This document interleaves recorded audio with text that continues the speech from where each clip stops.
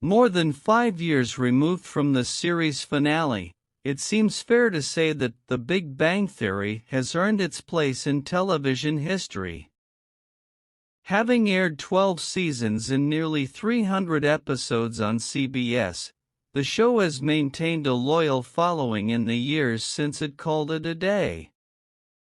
But lasting a long time is one thing. Enduring beyond that is another.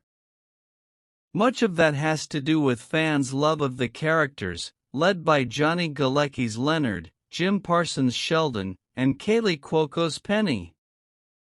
Originally, Penny was meant to be a mean neighbor named Katie on The Big Bang Theory, but Amanda Walsh's character was replaced by Cuoco, who was the friendly, bubbly blonde neighbor. At least at first. In the early seasons of the show, Cuoco's character was more of a cliched, shallow blonde. While that eventually changed, this is something that series co-creator Chuck Lorre has acknowledged. Even after the second pilot, we had so many episodes to go before we started to understand that there was a brilliance to Penny's character that we had not explored, Lorre remarked on an episode of the official Big Bang Theory podcast. He described her in early episodes as a goofy blonde who says foolish things. Lorre went on to explain what it was the show's creatives were missing about Penny at the beginning. It's a cliched character, the dumb blonde. And we missed it. We didn't have that right away. That what she brought to this story, this series, to these other characters was an intelligence that they didn't have. A kind of intelligence that was alien to them, an intelligence about people and relationships and family. In the early days of The Big Bang Theory, it's not hard to see how Penny was distilled down into something very simple and tropey. The guys were all these geniuses and Penny was the pretty girl across the hall who was, in some ways, the fish out of water.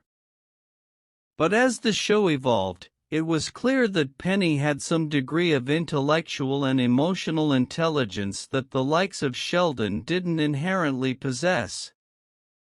Speaking further, Lorre explained how Penny eventually became a more three-dimensional character. She brought a humanity to them that they were lacking. And that took a while to figure out. In the beginning, she was sadly one-dimensional in many ways, but the gift of a TV series that starts working is you get time to learn. The Big Bang Theory said goodbye in 2019, with much of its cast moving on to other big things. Jim Parsons, for example, executive produced and narrated the very successful spin-off Young Sheldon, which ultimately gave way to another spin-off titled Georgie and Mandy's First Marriage.